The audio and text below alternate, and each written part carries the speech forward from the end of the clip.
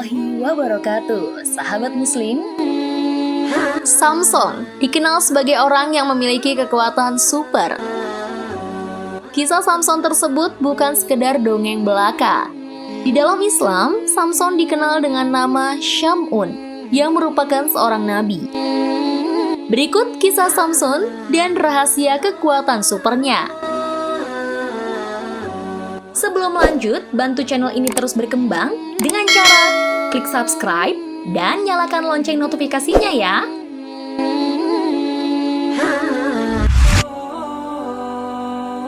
Siapa tak kenal Samson? Kisah Samson bahkan sudah banyak difilmkan, tak terkecuali di Indonesia. Dalam sejumlah riwayat, Sam'un atau orang barat menyebut Samson merupakan salah satu nabi yang diutus Allah kepada Bani Israel. Rasulullah Shallallahu Alaihi Wasallam bersabda, jumlah para nabi 124.000 orang, 315 di antara mereka adalah Rasul, banyak sekali. Hadis riwayat Ahmad. Sam'un berasal dari Gaza, Palestina.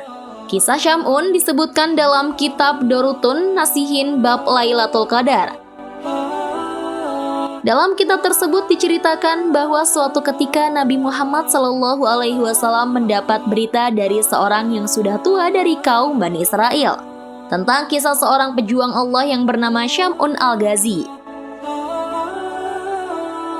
Syamun, begitulah panggilannya, memiliki senjata semacam pedang yang terbuat dari tulang rahang unta bernama Liha Jamal.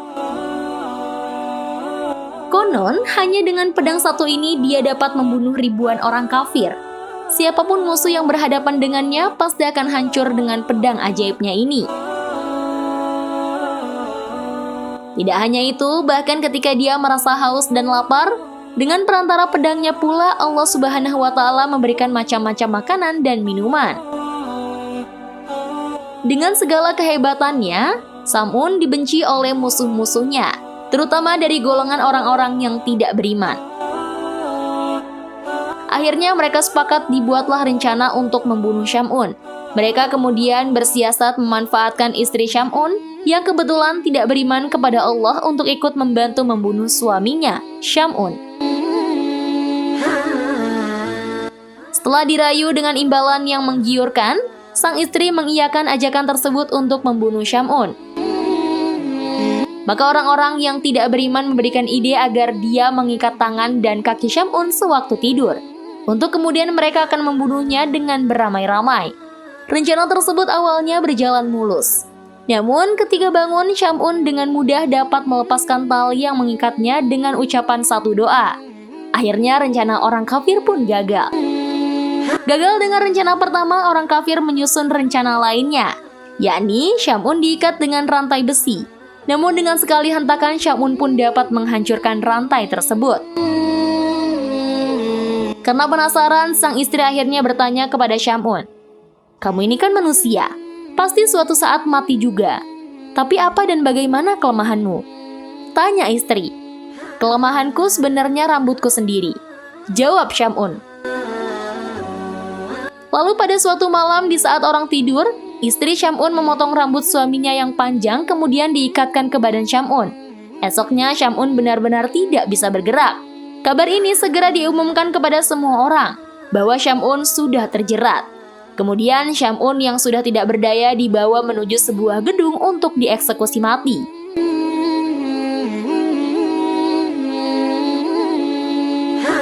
Pada saat itu Allah Subhanahu wa Ta'ala kemudian menurunkan malaikat Jibril untuk membantu Syamun.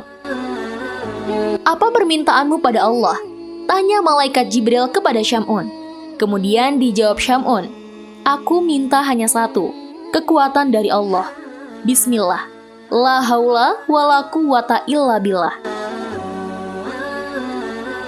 Seketika itu juga tiang-tiang yang menyangga gedung menjadi ambruk. Seluruh gedung pun runtuh menimpa semua orang kafir, termasuk istri Syamun hingga mereka semua meninggal.